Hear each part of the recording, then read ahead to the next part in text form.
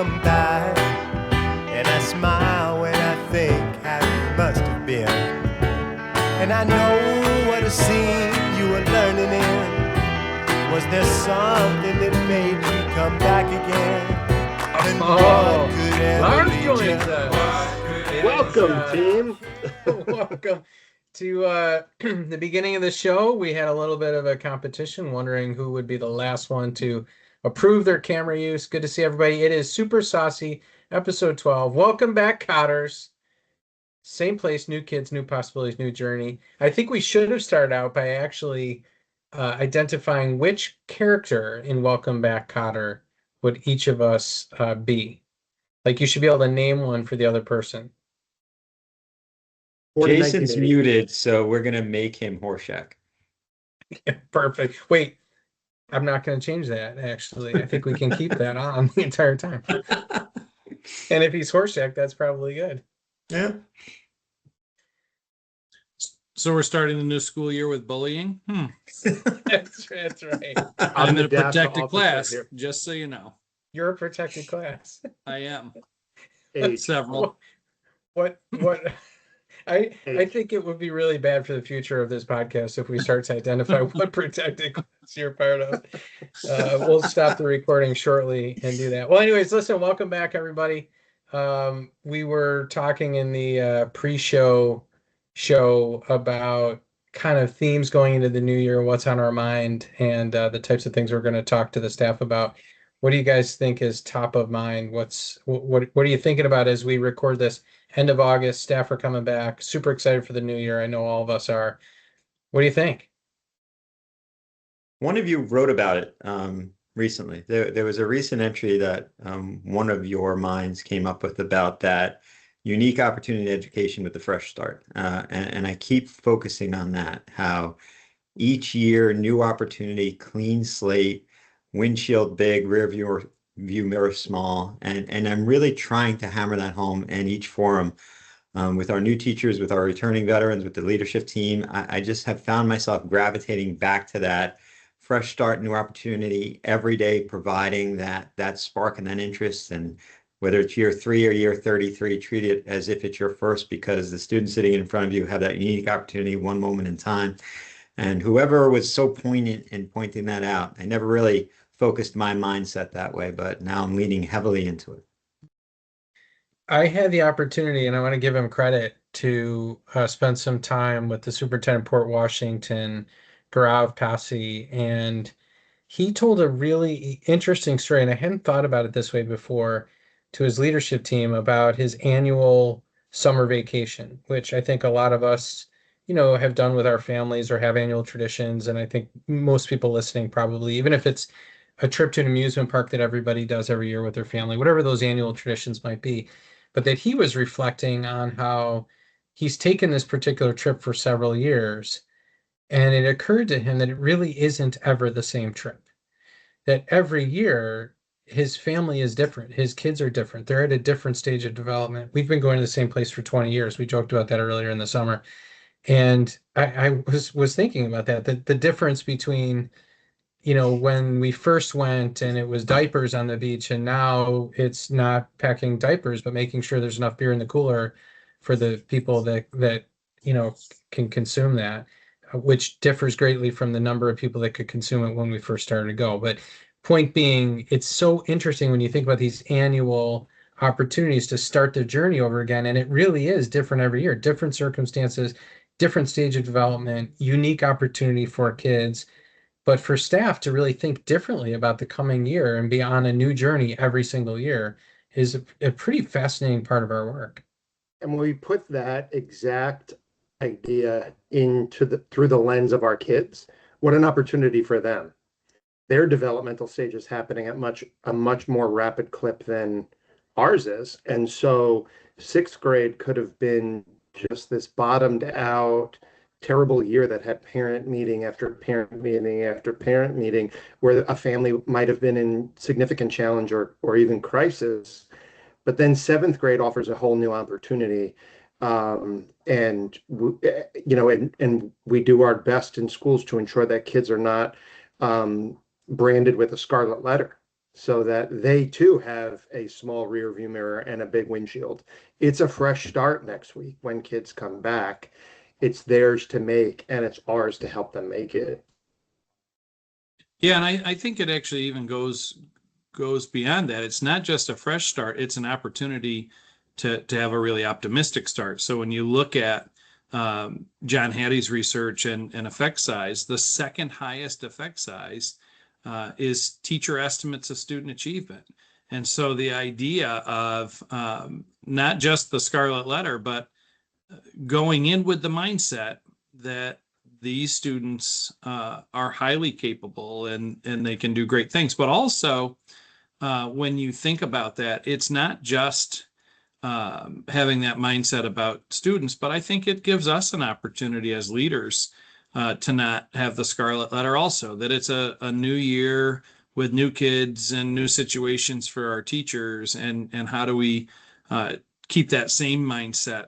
I think it's interesting also when you think about, Tuckman, 1965, his work around group development theory. And so all of us have new team members. And so now going through those stages of team development. So it's not that we have new staff members, we have new teams. New team member means new team. And so now as they're going through those stages of development, forming, storming, norming to performing, how do we help really to shrink those first three, because our kids need them to perform right away. So how do we get them deliberately into that performing stage so that the fresh start and this opportunity isn't squandered? It's like the idea of the countdown on the teacher on our boards, that it's a countdown to being done, or it's a countdown to we're running out of time. How you frame that frames everything in your classroom. Jay, I really love that point about optimism in addition to the clean slate. How many times have you heard district leaders, building leaders say that our job is to help students to reach his or her full potential? Who decides what potential is? A really excellent point. Go back to a conversation we had offline. It's make sure that when you're making that statement, you're maximizing what that potential ought to be and that aspirational place where we want to take our kids. And for staff, I'm the same thing. I had some real clarity about that for students, but it took me a while to also let that sink in a bit, that just like we don't determine the capacity, the potential of kids, likewise, we shouldn't do that for staff either, and really to have those optimistic views of the potential and the amazing potential of the entire team.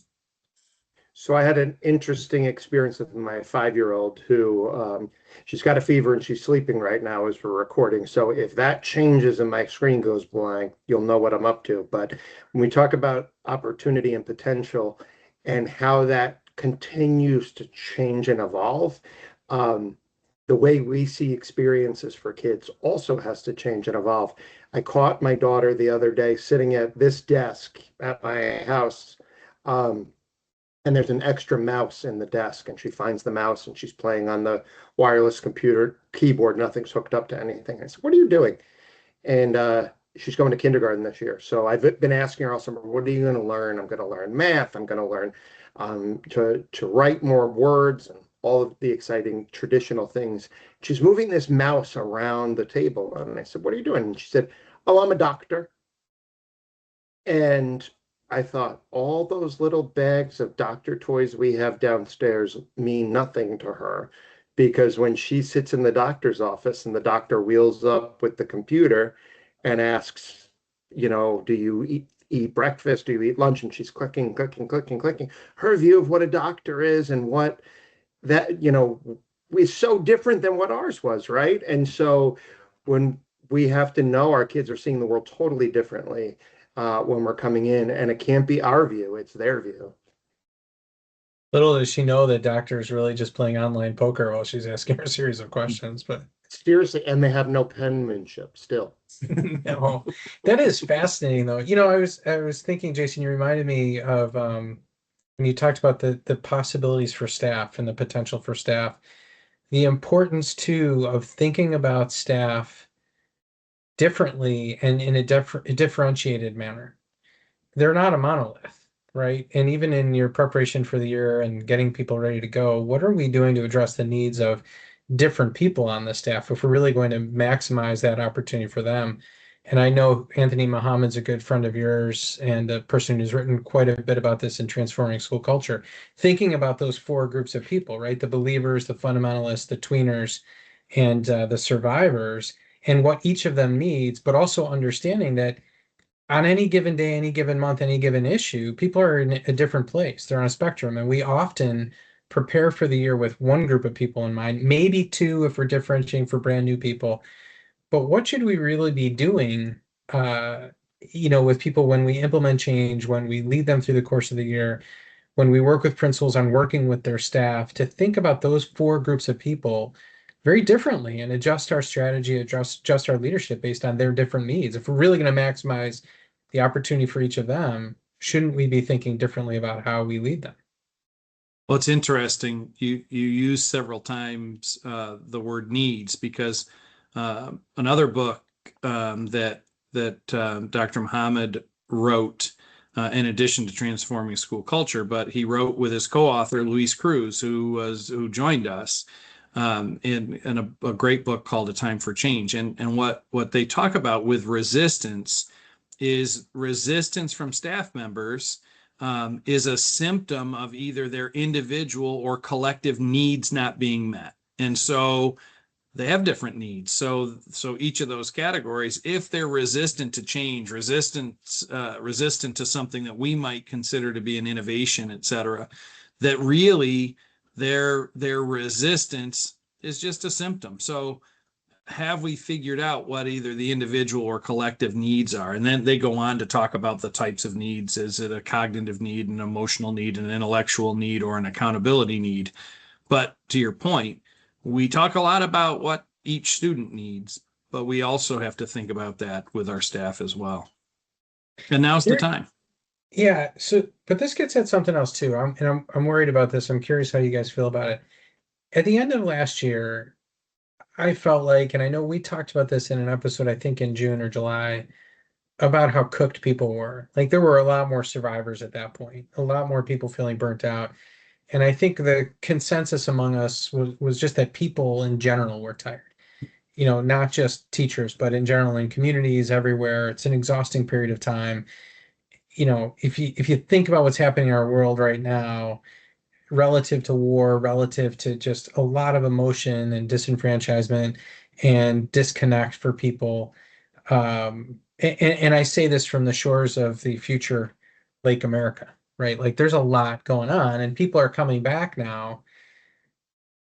They got refreshed. Hopefully they're a little bit more positive. They're feeling a little bit better, but I'm worried about that need they have also for comfort, for care, for positivity, and meeting that when right now all they have to do is pick up their phone in the middle of the day and they're right back into a news cycle wherever you are on the political spectrum that doesn't feel good. And we're going to look at midterm elections that will have people throughout the country in not such a great place. I'm a little bit concerned about that. I'm trying to come back with it's going to be great. It's going to be positive. Let's focus on the kids in front of us, the work in front of us, the place we are. I don't want to disregard or diminish their concerns outside of school, but I really just hope people can focus on the gift we have in front of us, the opportunity we have in front of us, the positive nature of that, the beauty of working with kids and families. But I'm worried about that. I don't know how you guys feel about that. I think it's a refocus constantly, and I share the same worry because of the two variables that had us that we faced in June, the world and just being in June after a school year and being June tired, only one has changed. We had a summer to kind of reset. Nothing else has changed on the world stage. The acrimony, the tension, the anxiety, the cost of living. And it's not just our staff that's going to be dealing with that. It's our families who are dealing with that. We're dealing with that in a sense. And kids by what trickles down to them, they deal with it as well. So I do have concern about particularly the next 3 months as we get to the midterms, because they're just going to get spicier um, as the time goes on. Um, what it tells me, though, is not there's nothing we can do about that, but it really is a double down on the idea that you have to find a way to compartmentalize. You have to find a way to disconnect, find the joy, find the wellness avenue for you that's going to be most effective. It's going to be different for everybody. Those are conversations I'm trying to figure out right now as well. Like, once school gets going, what is my life structurally going to look like to navigate all of that?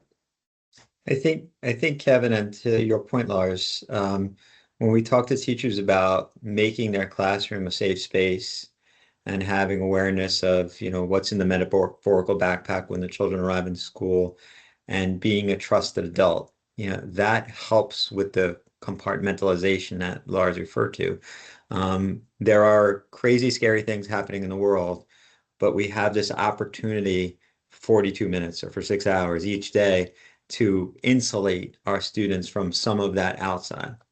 And I think if teachers lean into that, it's almost therapeutic for them that they can put that on the shelf for a moment and lean into creating experiences for their students that are nurturing and caring. And, we talk about the importance of teaching the whole child, and, content and curriculum is, I think, the smaller piece of the puzzle and all the other things we're trying to convey, throughout an instructional day and throughout a school year. And, think about some of the experiences you had in the classroom. I remember students arriving into my classroom on September 11, 2001. These are the things that we count upon educators to do, and nurture and compassion and care. And regardless of what's going on in the world, just helping students to make sense of it all and help them to feel safe and cared for, is job one. And it's getting more and more difficult, but that's our teachers and our staff sharpening their skills to do it and do it well. Yeah, and I think and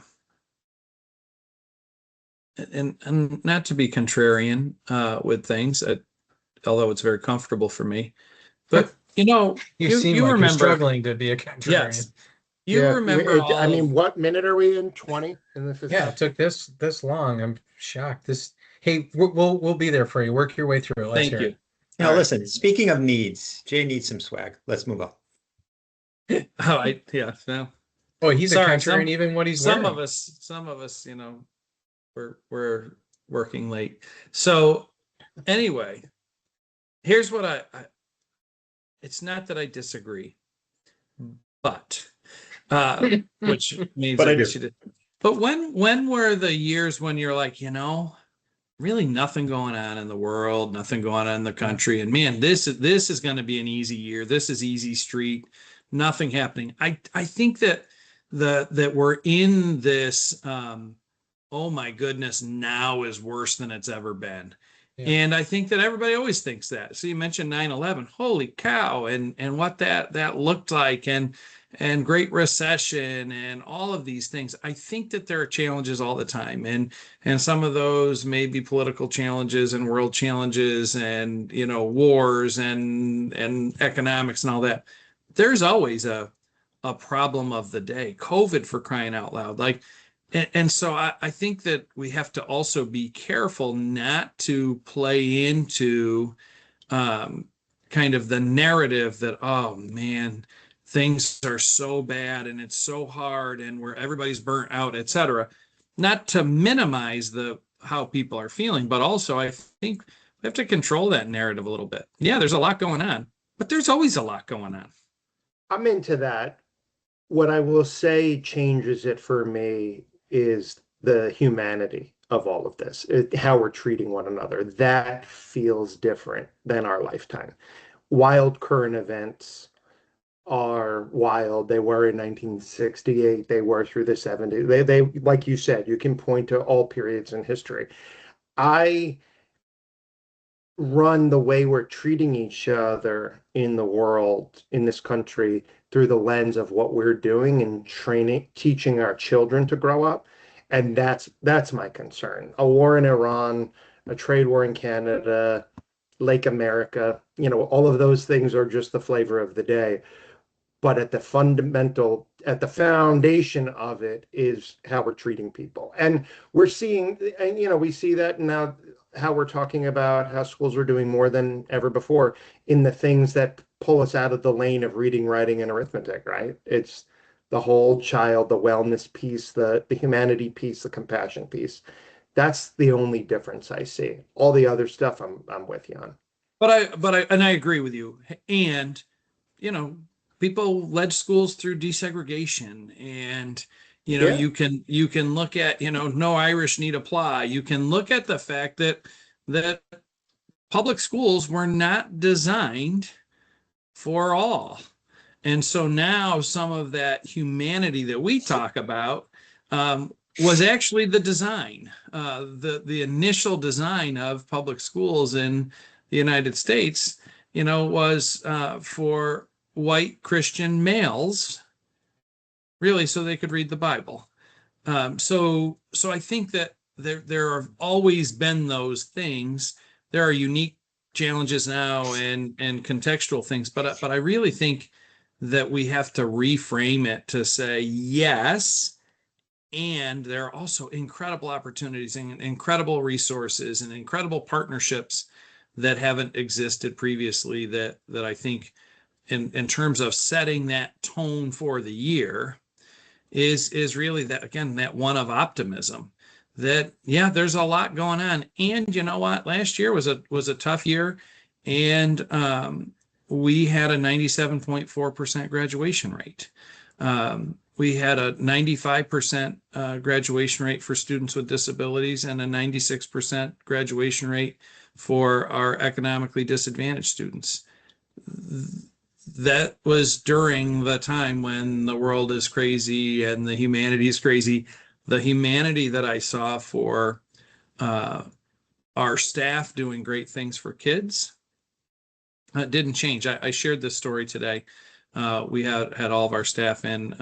We have them for 3 days, and I was asking them to reflect on impact, and to reflect, big or small, about impact. And I was reflecting with them about a student. By the way, I had nothing to do with any of this, shockingly, of course, but where a student who's one of our student workers, he's actually, I always say he's our best employee in the whole district, and he graduated this year. But during the course of the year, and he's had a lot of challenges, and during the course of the year, his mom passed away, and so on.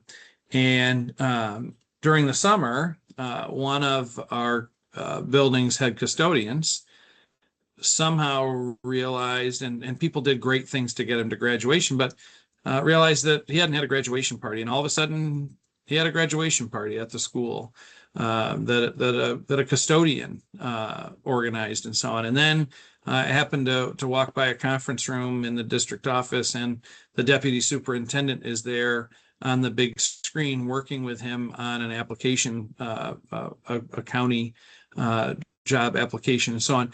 Even though he graduated, he was a success. They're not done. So there are these great opportunities to have big impacts. And I think we've got to kind of get out of the noise and some of the distraction of the things that, Lake America is absurd to me. Like, I don't even want to entertain it, and refocus to, let's talk about this kid. Let's talk about what the whole team, from custodian to teacher to building administrator to district deputy superintendent, everybody can have that impact and change the trajectory. So I think, regardless of the national context, international context, we have an opportunity locally to impact lives.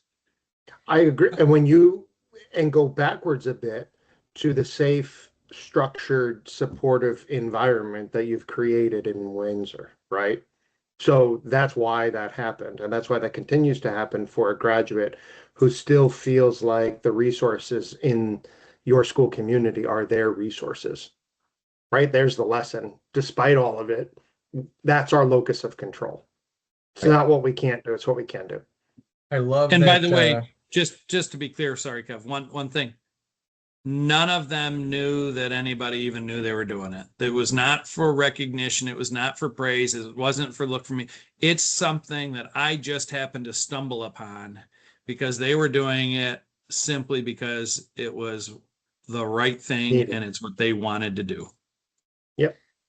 I joked about Lake America. I'm glad that Lars, excuse me, is wearing the hockey jersey Super Sauce swag, and because it makes me think about just, especially as a person who grew up in Buffalo, and at every Sabres game they sing both the Canadian and American national anthem, and it's a big part of the culture there. And we spent a lot of time in Canada. My mother used to always make us.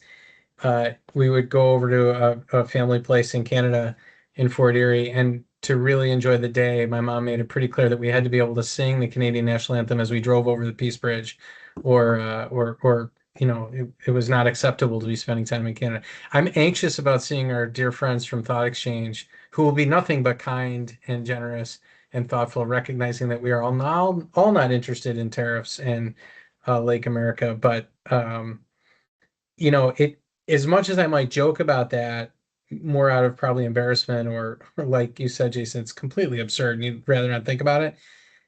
I think as we greet people when they come back, it's about the messages we send too, and the jokes we make and the comments we make, and how do you set that right tone. I love there's a great Brene Brown piece on trust, and one of her aspects of trust that she talks about relative to kind of this acronym braving is the vault.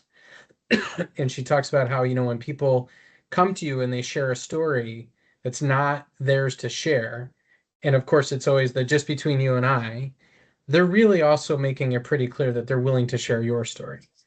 It's this like modeling of, this is what I'll do. Well, how do you model for people the positivity that you're looking for? How do you model for people it's going to be okay, and we're going to care for each other, support each other, and we're going to focus on kids? It's probably in your opening day and in the first remarks that you made to people today, and that we will all over the next week or so, making it really clear this is what our focus should be. We're going to focus on kids and positivity. And you know what? You're right.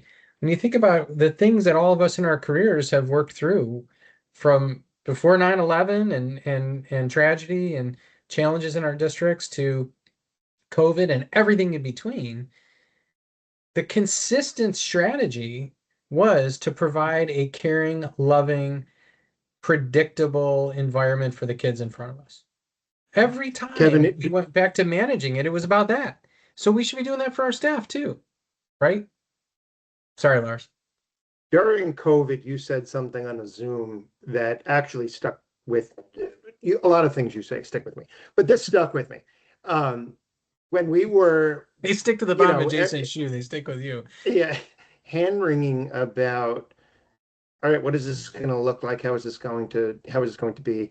You were, at the time and now a significant leadership presence in the council in Niscus.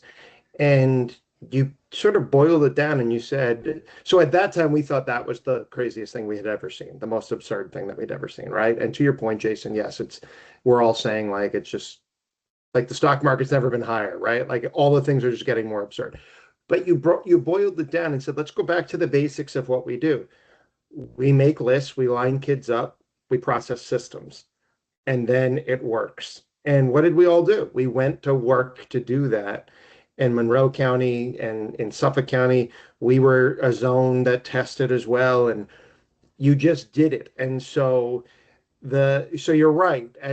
Some of the burden or what's in our own suitcase that we're carrying is that the filter has to filter all of that out for the rest of our community so that we can be the ones to say, okay, all that, yes, but, or to your word, Jason, and we get to do this. I can't remember if it was a philosopher, an educator, or Mookie Wilson who recently said, you show up and you let the professionals demonstrate their talent. And, I had new teacher orientation this week, Monday and Tuesday, 2 full days, a good 45 new members of the instructional staff that, one of the things that I think we do particularly well is our selection committees and involving stakeholders in the process and making sure only the best and the brightest find their way into our classrooms. And then we just have to let them do their thing. And it really was impressive to me. One of the activities that the two assistant superintendents uh, led the discussion with was, basically, I'll simplify it by saying, what's your why? And they went around the circle to remind the teachers about why they chose the profession, the opportunities they're looking for, and their visions for how they're going to govern their classes during the year. And it was really fulfilling to listen to how they were focused on the right things. I didn't hear anything about test scores. I didn't hear anything about achievement lists. I heard about relationships, connecting with kids, helping students navigate crisis, helping to deal with stressful situations, and their compasses were pointed right in the right direction. So I think some of that is built by the culture we were trying to cultivate, but it's also selecting the right people to be part of your team. Well, then I think you have to go the step further with that, get the right people, but then going back to Anthony Muhammad making the distinction between culture and climate, and that climate is how we feel. And there's certainly we can have an impact, but Lars, going back to what's in our locus of control, well, culture is, because culture is how we behave. And so we, when you think about that what's your why and your beliefs and your motivations and so on, how does that translate into behaviors? And one of the sobering things that he says is the culture of your school is only as good as the worst adult behavior you're willing to tolerate. And so one of the things that related to new staff, so we had new staff in this week as well, but we have our whole instructional staff for 3 days of learning this week. And one of the things I opened with today is when we think about mission, vision, values, and goals, well, values being our culture, but values being our behaviors, and asking them to say, okay, so what's the Windsor way? If I'm a new staff member here, how must I behave? What are those behavioral expectations? Because that is within our control. I can't control what's happening in the world and the country, or even some of the crazy things, frankly, that are happening in the state and locally. But I can control the behavior that, one, I'm willing to engage in, but also what's the behavior I'm willing to tolerate. So trying to say that, how do we roll here? So not, when you think about new staff and only 3 reasons that people don't meet your expectations. The first is they don't know your expectation. So do you have clear behavioral expectations for staff? And then it's one of 2 things. Either they don't have the skills to meet your expectation, or where we have to start with in culture and thinking about new staff and thinking about the start of the year and this great opportunity is really clarify and define, how do we roll here? What's the Windsor way, or the Great Neck way, or the Hampton Bays way, or the Brighton way? How do we do business? And I do think there's an opportunity to reaffirm and maybe even clean up some areas where maybe we haven't behaved in the way that we should. So opening day is an opportunity to ground yourself in core values, in mission, in vision. Reaffirm that, ground the conversation in that, not the other noise, extraneous things, but this is what we do here and how we do it here. The Windsor way, the Great Neck way, the Brighton way, the Hampton Bays way. And to that point, one of the things that I always try to convey to aspiring building district leaders is know the community you serve. You have to make sure your mission, vision, values, and goals match the community who you've been charged to lead. I have, had the opportunity to be superintendent in 3 very separate and distinct and varied communities, and I've had to adjust my own vision for what the school system should be based upon what the community expectations and demands. And it's so important to understand that, if you walk in as a new building leader, new district leader with a script, with a prescription of what you feel you're going to bring as the leader, you've already failed. It's about, diagnosing before prescribing. And, we talk about that all the time. And I think that was part of, the overall mission with the new leadership team, as well. Well, because there's a key word that you have to have there. It's not Ken's mission or Kevin's vision or Lars's values. It's a shared mission, a shared vision, shared values, and shared goals. And so not just taking the opportunity for opening day for me to share them with you, but rather recommitting, reaffirming, those values really translate themselves into collective commitments. Value statements should start with "we will," not just about believing, but really starting with "we will." So I do think there's great opportunity to have that impact. I think that yeah, it is, and is powerful. You remind me of something, Ken, that there are people who have commented to us about this endeavor of ours here that we really enjoy. New superintendents, aspiring superintendents, and those that the four of us all have an opportunity to work with a lot of people who are considering the superintendency. It's not just know the community you're in, it's know the community you're choosing to try to be in.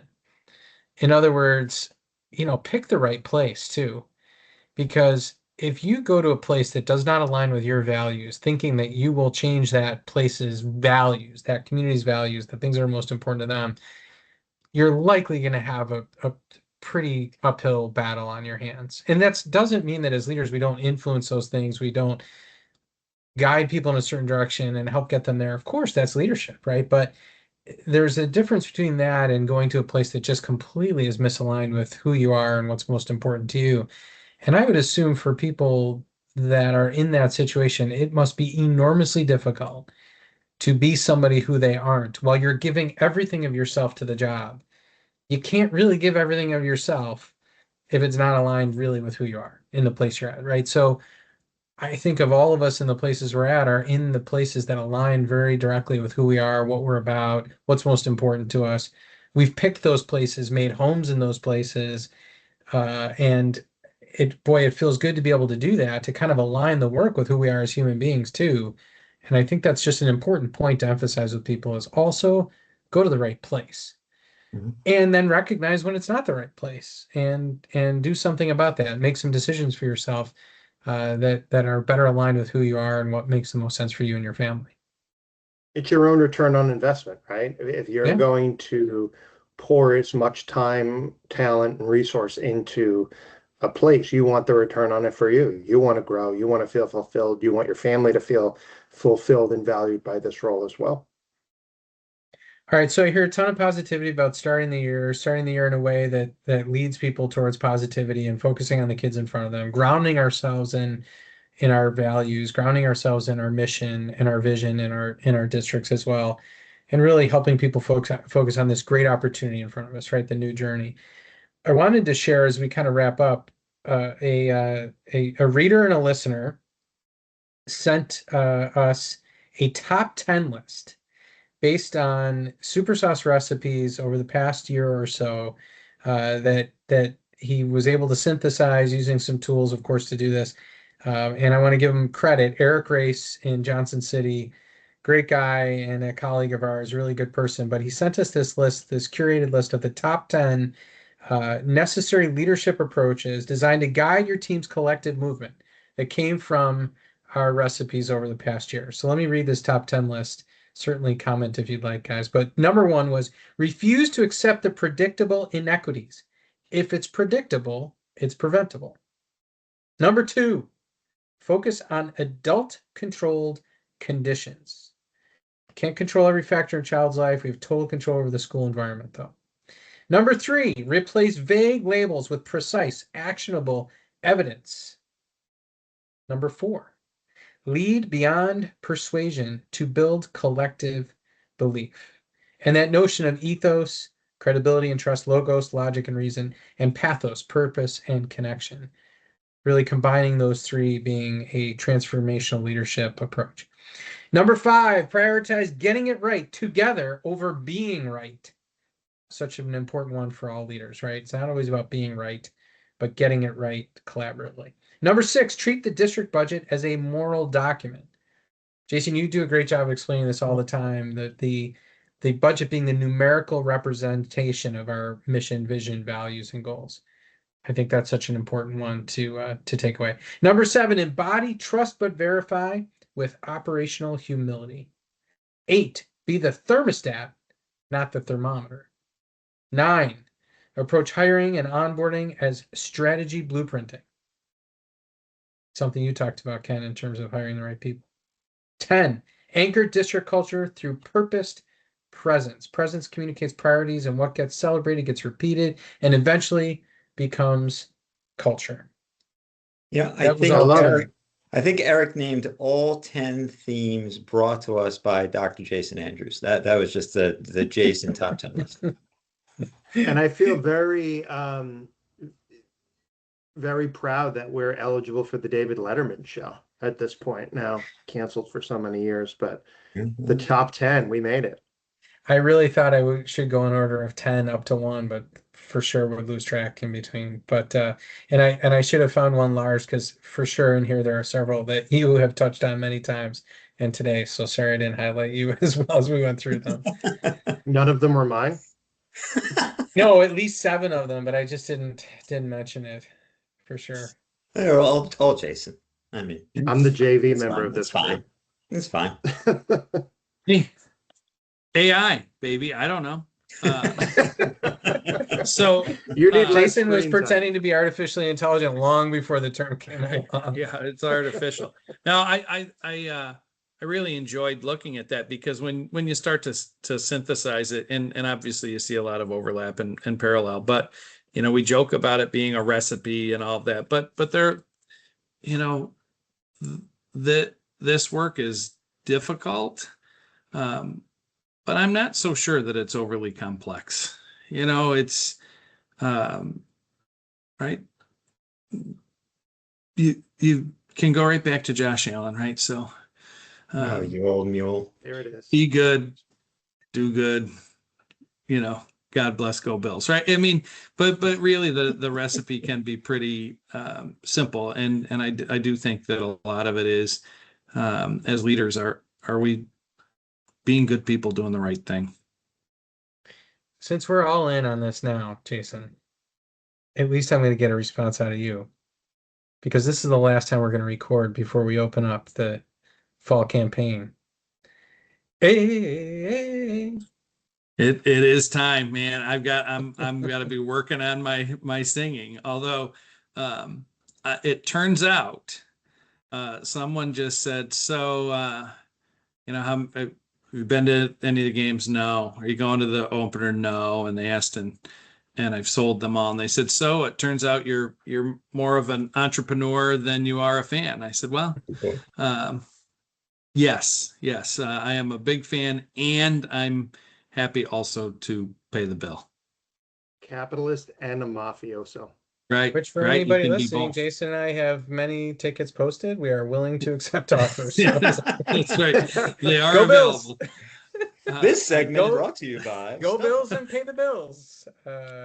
I love that though. The do good, be good, God bless, and go Bills. It's fantastic. Sorry, Jason, what were you saying? No, I was doing some work for the district in Western New York, and I had a photo from my seats taken by Kevin McGowan, and I put that up there, and I said, I just to be clear, I'm not saying this, in a boastful way that I have the seats. I'm saying that I have seats available. So I just want to open this with, take a look. If you're interested, let's talk during the break. And so, got to mark it when you can.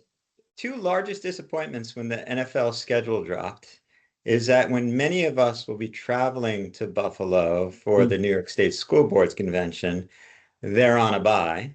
And then further, when many of us are traveling to Saratoga for the fall summit, they have a home game. So I don't know what influence as season ticket holders you guys have with the schedule makers, but you blew it. Yes, as you make your speech as president, Ken Bossert, room will be empty. Game's the on. room will have lots of AirPods in their ears, but listening intently to the words you're going to kick our year off with. Absolutely. I 'cause we're don't locked in. know what you're Locked talking in. about. All 4 Jets fans will be in the room. You'll be fine. That's right. That's right. Yeah.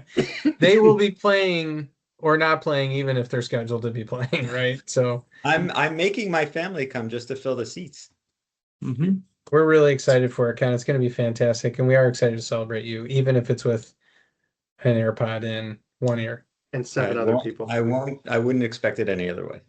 I just wanted, though, just to let you know, Ken, I'm not feeling well that afternoon. I just wanted you to know that now. Yeah. Oh, thoughts and prayers, Jason. You know, you Yes. have to, Jay, you need to diagnose before you subscribe. Right. And depending on whether anybody bites on our offer for our tickets for that Sunday, Jason and I both might be We may sick. be there. actually. I have a crying 5-year-old I can hear down the stairs, so I am Oh, going to sign no. off, gentlemen.